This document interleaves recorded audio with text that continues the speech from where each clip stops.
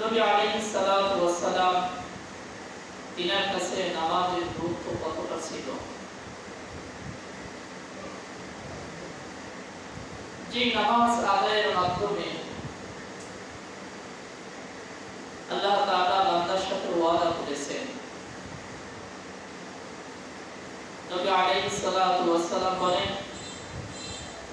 যে ব্যক্তি ৫ ওয়াক্ত নামাজ আদায় করবে সঠিক সময়ে, ওযুটা ঠিকমতো করবে, রুকু ঠিকমতো করবে, সাজদা ঠিকমতো করবে, আল্লাহ তাআলা ওয়াদা করেছেন সে ব্যক্তিকে জাহান্নামে দিবেন না, তাকে মাফ করে দিবেন। সুবহানাল্লাহ। আর যে ব্যক্তি সময়ের প্রতি লক্ষ্য রাখবে না, ওযুটা সুন্দরভাবে করলো না, রুকু সিজদা সুন্দরভাবে করলো না, নামাজ আদায় করলো না, এই ব্যক্তির ব্যাপারে আল্লাহ তাআলার কোনো ওয়াদা নেই। আল্লাহ চাইলে তাকে মাফ করতে পারেন, না হলে তার ইবাদত না করার দরুন তাকে শাস্তি দিবেন। এজন্য নামাজ ইসলামের রুকনের মধ্যে দ্বিতীয় রুকন হলো, দ্বিতীয় স্তম্ভ হলো নামাজ। কালিমা পড়ার পরেই একটা মানুষের উপরে ৫ ওয়াক্ত নামাজ ফরজ হয়ে যায়। তো নবী আলাইহিস সালাতু ওয়াস সালাম তো নামাজ তো ফরজ হয়েছে, নবীজি যখন মিরাজে গেলেন, মিরাজ থেকে আসার পর থেকেই নামাজ ফরজ হয়ে গেল। এরপর থেকেই নবীজি ৫ ওয়াক্ত নামাজ আদায় করেন, সাহাবায়ে কিরাম আদায় করেন। তবে এর আগেও নবী আলাইহিস সালাতু ওয়াস সালাম নামাজ আদায় করতেন। যে নামাজকে আমরা তাহাজ্জুদের নামাজ বলে চিনি, তাফসীরের কিতাবের মধ্যে এসেছে, ইমাম কুরতুবী রাহমাতুল্লাহি আলাইহি তিনি তাফসীরে কুরতুবীতে লিখেছেন, ৫ ওয়াক্ত নামাজ ফরজ হওয়ার আগে তাহাজ্জুদের নামাজ নবী আলাইহিস সালাতু ওয়াস সালামের উপরে ফরজ ছিল। এজন্যই নবীজি তাহাজ্জুদের নামাজের গুরুত্ব দিতেন। এমনকি নামাজ ফরজ হওয়ার পূর্বে সাহাবায়ে কিরাম যারা ছিলেন, এনারাও তাহাজ্জুদের নামাজের গুরুত্ব এমন ভাবে দিতেন যেমনি ভাবে একক নামাজ সাথে আমরা যেভাবে ইতিহাস করি, জুমার নামাজ জীবন থেকে নষ্ট হওয়াটাকে আমরা গুনার কাজ মনে করি, ক্ষতিগ্রস্ত হয়ে যাব এটা আমরা যারা মনে করি, সাহাবায়ে কিরাম তাহাজ্জুদের নামাজকে এতটা গুরুত্ব দিতেন। বরঞ্চ আজ আমরা যারা জুমা পড়তে আসছি, আমাদের জুমার নামাজের গুরুত্ব যেও সাহাবায়ে কিরামের নিকটে তাহাজ্জুদের নামাজের গুরুত্ব বেশি ছিল। কোন নামাজের? তাহাজ্জুদের নামাজ। আজ তো আমাদের জুমার নামাজই ছুটে যায়, ওয়াক্ত নামাজ তো দূরের কথা। এজন্যই নবী আলাইহিস সালাতু ওয়াস সালাম হিরা গুহার ভিতরে হযরত জিবরাইল আলাইহিস সালাতু ওয়াস সালামকে যেভাবে দেখেছিলেন, দেখে ভয় পেয়ে গেলেন, বাসায় আসলেন, এসে আম্মাজানকে বলতেছিলেন জামিলুনি জামিলুনি, আমার তো ভয় হইতেছে, শরীরে জ্বর চলে আসছে, কম্বল দিয়ে নবীজিকে আম্মাজান ঢেকে দিয়েছেন। এর কিছুদিন পরে, দীর্ঘদিন পর আবার নবী আলাইহিস সালাতু ওয়াস সালাম একবার বাস করতেছেন, হঠাৎ করে দেখতেছেন যে শূন্য জায়গা ঝুলন্ত একটা চেয়ারের উপরে হযরত জিবরাইল আলাইহিস সালাতু ওয়াস সালাম বসা। যখন জিবরাইল আলাইহিস সালাতু ওয়াস সালামকে ঝুলন্ত চেয়ারের উপরে বসা এটা দেখলেন, দেখে নবীজি ভয় পেয়ে গেলেন। তো এসে বলতেছিলেন খাদিজা রাদিয়াল্লাহু তাআলা আনহাকে, যে আমি হিরা গুহার মধ্যে যে ফেরেশতার সাথে আমার সাক্ষাৎ হয়েছিল দেখেছিলাম, আমি আজ শূন্য অবস্থায় ঝুলন্ত এক চেয়ারের মধ্যে বিশাল দেহওয়ালা সেই ফেরেশতাকে আমি দেখেছি। এজন্য আমার ভয় হইতেছে, আমি মনে হয় মারা যাব। তো তখনও নবী আলাইহিস সালাতু ওয়াস সালাম শরীরে ভয়ে জ্বর চলে আসছে। নবীজিকে আম্মা জান খাদিজা রাদিয়াল্লাহু তাআলা আনহা চাদর দিয়ে কম্বল দিয়ে ঢেকে দিয়েছেন, ঢেকে দিয়ে সান্ত্বনা দিয়েছেন যে যেই ব্যক্তি আত্মীয়তার সম্পর্ক ঠিক রাখে, অসহায় মানুষদেরকে সহযোগিতা করে, এতিমের মাথায় হাত বোলায়, বিধবা মহিলাদের খোঁজ খবর রাখে, এমন মানুষ তো ধ্বংস হইতে পারে না। বিপদের মুহূর্তে আম্মা জান খাদিজা রাদিয়াল্লাহু তাআলা আনহা নবীজিকে সান্ত্বনা দিয়েছেন যে এই মানুষ তো ধ্বংস হবে না। যে মানুষের ভিতরে এত ভালো গুণ, যারা বোঝা বহন করতে পারে না এমন মানুষদের বোঝা যে নিজের কাঁধে বহন করে তার গন্তব্যে পৌঁছায় দেয়, সেই মানুষ কি করে ধ্বংস হয়?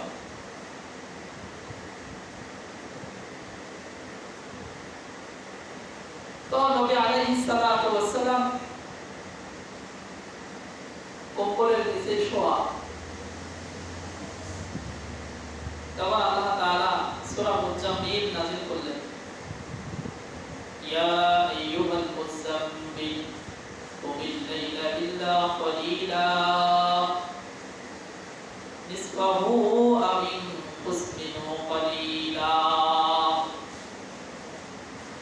রব্বুল আলামিন সূরা মুজাম্মিল নাযিল করলেন, নাযিল করে আল্লাহর পয়গম্বরকে ডাকতেছেন, ইয়া আইয়ুহাল মুযাম্মিল, ও কম্বলওয়ালা, শরীরের উপর কম্বল লাগানো, ভয়ে কম্পিত হয়ে জ্বর এসে গেছে, বিছানায় শুয়ে রয়েছেন, আরাম করতেছেন। রব্বুল আলামিন এবার ডাক দিলেন, ইয়ে কম্বলওয়ালা, ওঠে, কুমিল লাইলা ইল্লা ক্বালিলা,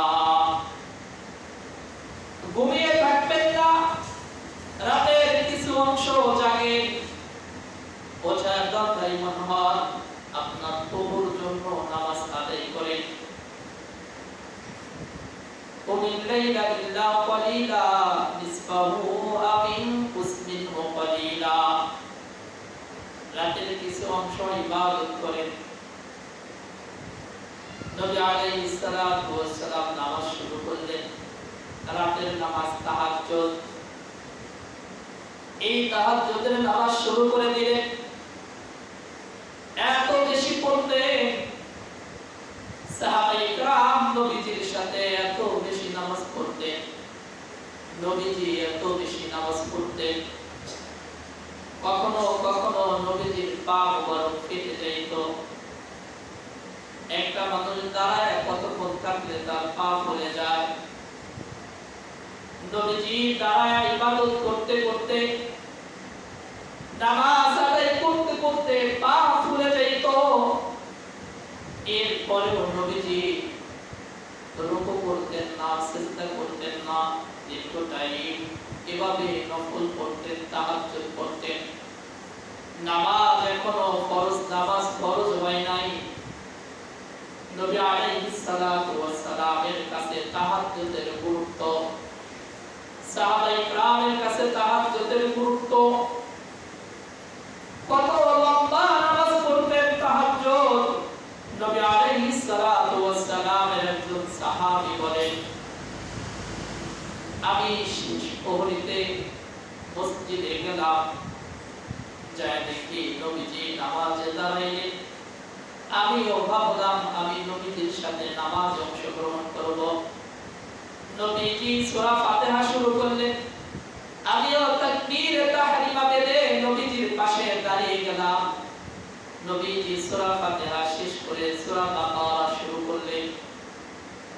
দীর্ঘ টাইম আড়াই পারা সূরা বাকারা নবীজি পড়তেছেন। এভাবে পড়তে পড়তে আমি ভিতরে ধারণা করলাম হয়তোবা সূরা বাকারা শেষ হওয়ার পরে নবীজি রুকু করবেন। এবার নবী আলাইহিস সালাতু ওয়াস সালাম সূরা বাকারা শেষ করে নবীজি রুকু করলেন না, সূরা আল ইমরান শুরু করলেন। পড়তেছে এভাবে পড়তে আমি ভাবলাম মনে হয় সূরা আল ইমরান শেষ করে নবীজি রুকু করবেন। সূরা আল ইমরান শেষ হলো, রুকু করলেন না। এরপরে নবী আলাইহিস সালাতু ওয়াস সালাম পরবর্তী সূরা তেলাওয়াত শুরু করলেন। আমি আর নামাজে নবীজির সাথে স্থির থাকতে পারলাম না। আমি নবীজির থেকে নামাজ ছেড়ে দিয়ে নিজের মতো নিজে নামাজ আদায় করে বাসায় চলে আসলাম। তাহলে নবীজির নামাজের গুরুত্ব কেমন ছিল? শুধু ফরজ নামাজ নয়, তাহাজ্জুদের নামাজের গুরুত্বটা কেমন দিতেন? নবী আলাইহিস সালাতু ওয়াস সালাম এভাবে পড়তে পা ফুলে যেত। সাহাবায়ে কেরাম এভাবে নফল পড়তে পা ফুলে যেত। কাফেররা বলাবলি করত ইসলাম ধর্ম এত কঠিন ধর্ম যে সারা রাত যে ধর্ম গ্রহণ করে তাকে নামাজের জন্য সারা রাত দাঁড়িয়ে থাকতে হয়। কিন্তু যারা সারা রাত দাঁড়ায় নামাজ পড়ে এদের কাছে কিন্তু কষ্ট মনে হয় না। যে নামাজ পড়ে তার কাছে নামাজ পড়াটাই মজা মনে হয়। কি বলেন? যে নামাজ পড়ে তার কাছে নামাজ পড়াটা মজা মনে হয়, তার কাছে নামাজ ছাড়াটা কষ্টের মনে হয়। আরে শুধু নামাজ ছাড়া না, যদি তাকবীরে উলা ছুটে যায়, একদিনের এক বক্তের তাকবীরে উলা ছুটে যায়, প্রথম তাকবীর যদি ইমামের সাথে না পায়, যদি কোন ওয়াক্তের জামাত না পায়, তাহলে আফসোস করে কন্দন করতে থাকে, কাঁদতে থাকে যে আমি কেন জামাত ছুটে গেল আমার জীবন থেকে, কেন আমি জামাতটা নষ্ট করলাম। আর যে ব্যক্তিগুলো বেনামাজি তাদের কাছে জামাতের তো গুরুত্ব নাই, কত শত ওয়াক্ত নামাজ জীবন থেকে ছুটে গেল সেটার কোনো পরোয়া করে না। এমনকি ব্যস্ততার কারণে ব্যস্ততা দেখায়া জুমার নামাজ, যেটাকে নবীজি বলেছেন যে ব্যক্তি বিনা কারণে একে 3 জুমায় অংশগ্রহণ করে না, এই ব্যক্তির নামটা মুনাফিকের তালিকায় রাখা হয়। এমন মুসলমানের আমল নাই। বলতেছিলাম নামাজ যারা পড়ে রাত জেগে অন্য মানুষের মনে করে ওর কষ্ট হয়, কিন্তু ওরা ইবাদতের মধ্যে মজা, ওর দাঁড়ায় থাকতে মজা, ওর রুকু করা মজা, ওর সিজদা করাটার মধ্যে মজা, ওর নামাজের কোরআন তেলাওয়াতের মধ্যে মজা। এজন্যই তো দাঁড়িয়ে নামাজ পড়তে কোরআন তেলাওয়াত করতে পা ফুলে যায়, এরপরেও নামাজ ছাড়ে না। ভক্তিও নামাজ না, তাহাজ্জুদের কথা বলতেছি। যখন ব্যাপক হারে সমালোচনা শুরু হয়ে গেল, ইসলাম ধর্মটা বড় কঠিন ধর্ম, যে ধর্মে দাখিল হইলে সারা রাত ইবাদত করতে হয়। নবীজি তাহাজ্জুদের নামাজটাকে ফরজ হিসেবে আমল করেন। নবীজির দেখা দেখি সাহাবায়ে কেরাম তাহাজ্জুদের নামাজটাকে এভাবে গুরুত্ব দেন। এবারে অবস্থা দেখে কোরআনের তেলাওয়াত নামাজের মধ্যে চলতেছেন, এভাবে সারা রাত ইবাদত করেন। করতে করতে এক পর্যায়ে যখন ব্যাপক হারে মানুষের মধ্যে সমালোচনা শুরু হয়ে গেল, কাফেরদের মধ্যে গুঞ্জন, তখন রব্বুল আলামিন সূরা তাহা নাযিল করলেন, তাহা মা আনজালনা আলাইকাল কুরআনা লিতাশকা ইল্লা তাযকিরাতান লিমান ইয়াখশা তানজিলাম মিম্মান খালাকাল আরদা ওয়াস সামাওয়াতিল আউলা। রব্বুল আলামিন সূরা তাহা নাযিল করলেন। তাহার এক তর্জমা হলো নবী আলাইহিস সালাতু ওয়াস সালামের একটা নাম হলো তাহা। নবীজিকে নাম ধরে রাখলেন তাহা। ও নবীজি, আপনার উপরে কোরআন নাযিল করেছি এত কষ্ট করার জন্য না যে আপনি সারা রাত ইবাদত করে দাঁড়িয়ে থেকে থেকে আপনার পা ফেটে রক্ত বের হবে, পা ফুলে যাবে, এত কষ্ট দেওয়ার জন্য, আপনাকে কষ্ট দেওয়ার জন্য কিন্তু আমি কোরআন নাযিল করি না। কেমন অবস্থা একটা জিনিস বোঝেন, একদিকে ঘুমাই থাকতে পারে রব্বুল আলামিন ডাক দিয়ে উঠাইয়া, আইয়ুহাল মুজাম্মিল কুমিল লাইলা ইল্লা কলিলা, ওঠেন, উঠে আমার দরবারে দাঁড়ান, ইবাদত করেন। আবার অন্যদিকে দেখেন অধিক পরিমাণে ইবাদত করার কারণে যখন পা ফুলে গেল, কষ্ট হইতেছে, তখন আবার বলেন তোমাকে এত কষ্ট দেওয়ার জন্য কিন্তু কোরআন নাযিল করি নাই। আল্লাহর সাথে নবীজির কেমন সম্পর্ক ছিল, ইসলাম কেমন ধর্ম, সাহাবায়ে কেরামের সাথে আল্লাহ তাআলার সম্পর্কটা কেমন ছিল। একদিকে ঘুমাইলে পারে ডাক দিয়ে উঠায়া নামাজে দাঁড় করায়া দেয়, অন্যদিকে অধিকক্ষণ দাঁড়ায় থাকতে পারে, তাই ঘুমের কষ্ট হবে, এজন্য আবার বলে এতক্ষণ দাঁড়ায় কষ্ট করার জন্য কিন্তু কোরআন নাযিল করি নাই। মজার ব্যাপার হলো নবী আলাইহিস সালাতু ওয়াস সালাম তাহাজ্জুদের গুরুত্ব দিয়েছেন।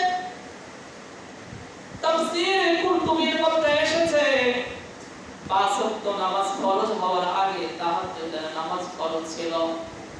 যখন নবীজি মিরাজে গেলেন, মিরাজ থেকে যখন 5 ওয়াক্ত নামাজের হাদিয়া নিয়ে আসলেন, যে পয়গম্বর আপনার এবং আপনার উম্মতের জন্য 5 ওয়াক্ত নামাজ আজ থেকে ফরজ করে দিলাম।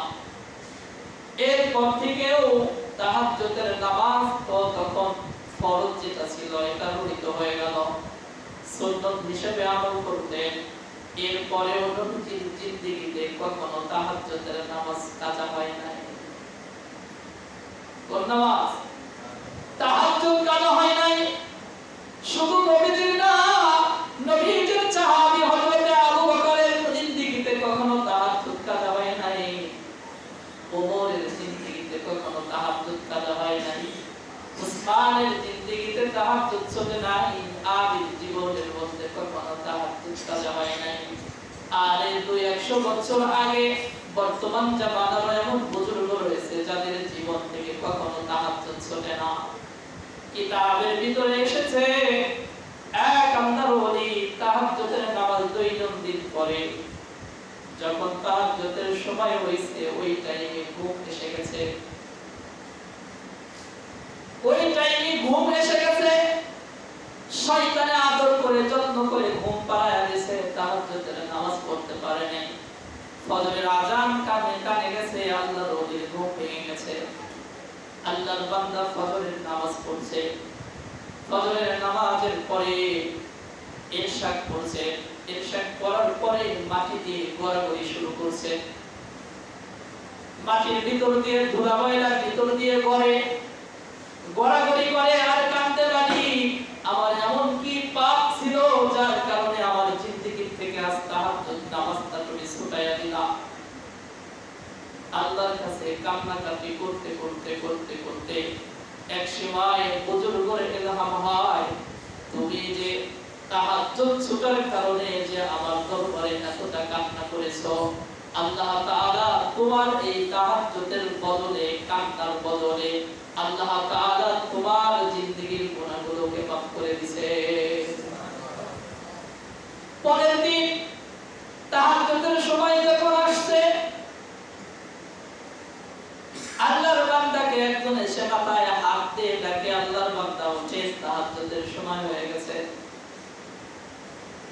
তাহাজ্জুদের সময় হয়ে গেছে পড়বেন না। আল্লাহর ওলি তাহাজ্জুদের সময় হয়ে গেছে, আওয়াজ পাওয়ার সাথে সাথে লাফতে উঠছে। ওঠা এবার জিজ্ঞাসা করে, কে তুমি? তাহাজ্জুদের নামাজের জন্য আমাকে জাগাইলা, পরিচয় দিয়ে দাও। যে ব্যক্তি ডাকলেন, ঘুম থেকে জাগাইলেন, এই ব্যক্তি বলতেছেন, আমি তো ভালো মানুষ নই। আল্লাহর ওলি বলেন, ভালো মানুষ ছাড়া তো তাহাজ্জুদের জন্য জাগানো কোনো শয়তানের কাজ না। ভালো মানুষই তো মানুষকে নামাজের জন্যই জাগায়। তাহলে তোমার পরিচয় দিয়ে দাও, কে তুমি? এবার পরিচয় দেয়, আমি হলাম ইবলিস, তোমাদের চির দুশমন, চির শত্রু। বলে, তুমি এমন ভালো কাজ কেন করলা? বলতেছে, আল্লাহর ওলি, তুমি তো জানো না, আমি জানি এমন এমন রহস্য আর খবর আমি জানি, যেই খবর আর রহস্য তোমার জানা নাই। বলে, কি রহস্য? গতকাল তাহাজ্জুদের সময় তোমার হাত পা টিপে তোমাকে ঘুম নয়াছিলাম, তোমার তাহাজ্জুদের নামাজটা কাজা হয়ে গেল। ফজরের পরে যখন তুমি কান্না শুরু করলা, আফসোসে যখন মাটির ভিতর দিয়ে গড়াগড়ি শুরু করলা, আল্লাহ তাআলা তোমার চোখের পানিকে এত কবুল করেছে যে তোমার জিন্দেগীর পিছনে সব গুনাহগুলোকে মাফ করে দিয়েছে। আমার ভয় হইতেছে, আর যদি আবার তোমার তাহাজ্জুদটা আমি কাজা করে ফেলি, আবার যদি আদর করে মহব্বত করে যদি ঘুম পাড়ায় দেই, যদি তোমার তাহাজ্জুদ কাজা হয়ে যায়, ফজরের পরে যদি আবার কান্না শুরু করো, না জানি মালিক তোমার ওসিলায় আদম সন্তানের সকলের জিন্দেগীর গুনাহ মাফ করে দেয়। এই ভয়ে তোমাকে জাগাইলাম। জাগাইছি মানে তোমাকে যে ভালো কাজ করছি এটা না। এজন্য বলতেছিলাম, নবী আলাইহিস সালাতু ওয়াস সালামের কাছে তাহাজ্জুদের গুরুত্ব ছিল, সাহাবায়ে কিরামের কাছে তাহাজ্জুদের গুরুত্ব ছিল, আল্লাহর ওলিদের কাছে তাহাজ্জুদের গুরুত্ব ছিল। এরা দেখছেন, নবীজি তো প্রথমে ফরজ হিসেবে তাহাজ্জুদ আদায় করছেন, সাহাবায়ে কিরাম ও নবীজির সাথে সেভাবে আদায় করেছেন। যখন ৫ ওয়াক্ত নামাজ আল্লাহ ফরজ করে দিলেন, এরপর থেকে সাহাবায়ে কিরাম নবীজি সুন্নাত হিসেবে আদায় করেন। আল্লাহ তাআলা নবীজি যেহেতু তাহাজ্জুদের নামাজকে এত গুরুত্ব দিয়েছেন, এজন্য বিশেষ পুরস্কার হিসাবে এই উম্মতে মুহাম্মাদের গুনাহ মাফের জন্য, সুপারিশের জন্য রব্বুল আলামিন আল্লাহর পয়গম্বরকে হাসরের ময়দানে একটা উপযোগন, একটা পাওয়ার গুরুত্বপূর্ণ একটা পবিত্র জায়গা আল্লাহ তাআলা দান করেছেন, যেটার নাম হলো মাকামে মাহমুদ। সুবহানাল্লাহ, সুবহানাল্লাহ। মাকামে মাহমুদ দান করেছেন একমাত্র তাহাজ্জুদের গুণে। সূরা বনী ইসরাঈলের মধ্যে রব্বুল আলামিন বলেন, আকিমিস সালাতা লিদুলুকিশ শামসি ইলা ওয়াসাতিল লাইল ওয়া কুরআনাল ফাজর ইন্না কুরআনাল ফাজরি কানা মাশহুদা ওয়া মিনাল লাইলি ফাতাহাজ্জাত বিহি নাফিলাতান লাক আসা আন ইয়াবআসাকা রাব্বুকা মাকামান মাহমুদা। আল্লাহ তাআলা এই নফল ইবাদতের মাধ্যমে নবী আলাইহিস সালাতু ওয়াস সালামকে মাকামে মাহমুদ দান করেছেন। এই মাকামে মাহমুদ একটা প্রশংসিত জায়গা, যে জায়গার গুরুত্ব হাদিসের মধ্যে এসেছে। যখন আব্বাজান আদম নিজে কাঁদতে থাকবেন নফসি নফসি বলে, আব্বাজান নূহ কাঁদতে থাকবেন নফসি নফসি বলে, সমস্ত পয়গম্বর ওলিউল্লাহ উলামা ইকরাম সবাই যখন পেরেশান থাকতেন, তখন একমাত্র ব্যক্তি নবী মুহাম্মদুর রাসূলুল্লাহ সাল্লাল্লাহু আলাইহি ওয়াসাল্লাম মাকামে মাহমুদে সিজদায় অবস্থায় থাকবেন। আল্লাহ তো বসেই সিংহাসনে বসেই বলবেন, লিমানিল মুলকুল ইয়াউম, সিংহাসনে যে বসবেন রাগ নিয়ে, রহমত নিয়ে বসবেন না, আল্লাহর গজব নিয়ে, রাগ নিয়ে, গুসা নিয়ে বসবেন। বসে ধমক দিলে লিমানিল মুলকুল ইয়াউম, আজকের দিনের রাজত্বকার কোথায় আছো দুনিয়ার অহংকারী রাজা বাদশারা, কোথায় দুনিয়ার ক্ষমতাবান ব্যক্তিগুলো, কোথায় দুনিয়ার পাওয়ারের অধিকারী ব্যক্তিরা? তোমরা তো এক একজন বড় বড় দেশের ক্ষমতাবান ছিলে, বড় অহংকারী ছিলা, কত বড়াই করেছো, আজকে বলো লিমানিল মুলকুল ইয়াউম, আজকের দিনের ক্ষমতা কার? রাগ হয়ে বলবে। সব নবী ওলি গাউস কুতুব ওলি আল্লাহ সহ দুনিয়ার অহংকারী রাজা বাদশারা সবাই মাথা নিচু করে থাকবে, কেউ সাহস পাবে না কথা বলার, এই কথা বলার সাহস পাবে না যে আল্লাহ আজকের রাজত্ব আপনার, এই কথা বলার কারো সাহস থাকবে না। রব্বুল আলামিন নিজে নিজেই বলবে ইল্লাহ ওয়াহিদুল কাহ্হার, আজকের দিনের একচ্ছত্র মালিক হলাম আমি আল্লাহ। রাগ নিয়ে বসবেন, এজন্য কোনো নবী কথা বলবে না।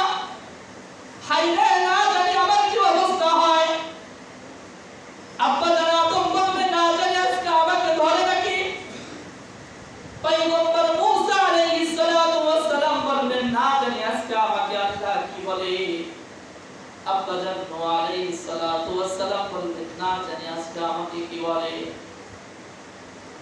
আব্বা জান ইব্রাহিম আলাইহিস সালাতু ওয়াস সালাম বলবেন না জানি আজকে আমার কি হয়ে যায়, হযরত ঈসা আলাইহিস সালাতু ওয়াস সালাম বলবেন না জানি আমার কি হয়ে যায়। সবাই যার যার মতো পেরেশান থাকবে। এই রাগ যার মাধ্যমে রাগ আল্লাহর রাগ ভাঙবে তিনি হলেন মুহাম্মাদুর রাসূলুল্লাহ সাল্লাল্লাহু আলাইহি ওয়াসাল্লাম। সবাই নফসি নফসি বলে পেরেশান কাঁদতে থাকবে, ভয়ে নফসি নফসি করতে থাকবে। হঠাৎ করে এক কোণ থেকে আওয়াজ আসবে, কে যেন ফোফায়া ফোফায়া সিজদার মধ্যে কাঁদতেছে, উম্মতি উম্মতি বলে। কে কাঁদে? সবাই সব দিকে তাকায়, কোথাও কোনো মানুষকে দেখা যায় না, গুনগুন করে কান্নার আওয়াজ আসে। আওয়াজের মধ্যে কে যেন বলতেছে, কান্না করতেছে আর কান্নাময় কণ্ঠে বলতেছে উম্মতি উম্মতি। সবাই যার যার পেরেশানি ব্যস্ত, শুধুমাত্র কেবলমাত্র মুহাম্মাদুর রাসূলুল্লাহ সাল্লাল্লাহু আলাইহি ওয়াসাল্লাম উম্মতের জন্য ব্যস্ত। ওই যে বিশাল পাওয়ার তাহাজ্জুদের বদলতে আল্লাহ তাআলা দিয়েছে মাকামে মাহমুদ, অন্য কোন নবীকে দেন নাই। ওই মাকামে মাহমুদে নবীজি সিজদায় অবস্থায় কান্না করতে থাকবেন। এক পর্যায়ে আল্লাহ তাআলা রাগ ভেঙে মায়া চলে আসবে, তখন রব্বুল আলামিন বলবেন, বুখারীর হাদিসের মধ্যে এসেছে আল্লাহ তাআলা বলতেন, পয়গম্বর দুনিয়াতে অনেক পেয়েছেন, আজ আপনি কি চান?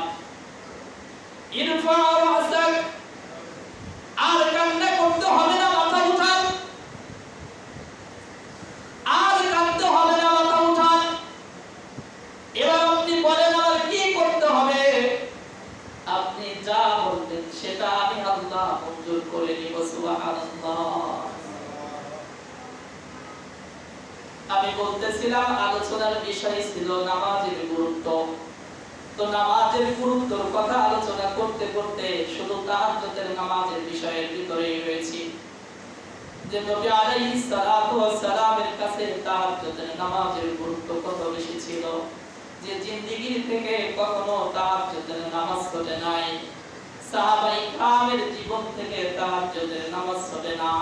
বর্তমান জামানার হক্কানি আলেম উলামা পীর মাশায়েখ যারা আছেন, এদের জিন্দেগি থেকে কখনো তাহাজ্জুদ ছুটে না। এমন মহল্লার মধ্যে এমন এমন বুজুর্গ রয়েছে, পাঁচ ওয়াক্ত নামাজওয়ালা রয়েছে, দেখলে বোঝা যায় না কিন্তু তাহাজ্জুদ কাজা হয় না। আর আমার জিন্দেগি থেকে জুমা ছুটে যায়, আমার জীবন থেকে ঈদের নামাজ ছুটে যায়, আমার জীবন থেকে ফজর ছুটে যায়, আমার জীবন থেকে আসর ছুটে যায়, মাগরিব ছুটে যায়, ইশা ছুটে যায়। আর তোমার আমার পয়গম্বরের জীবন থেকে, ওলিদের জীবন থেকে কখনো তাহাজ্জুদ ছুটে নাই, নফল জীবন থেকে ছুটে না। আর আমাদের জিন্দেগি থেকে ফরজ ছুটে যায়, এই ব্যাপারে আমাদের কারো কোনো বন্ধন আসে না।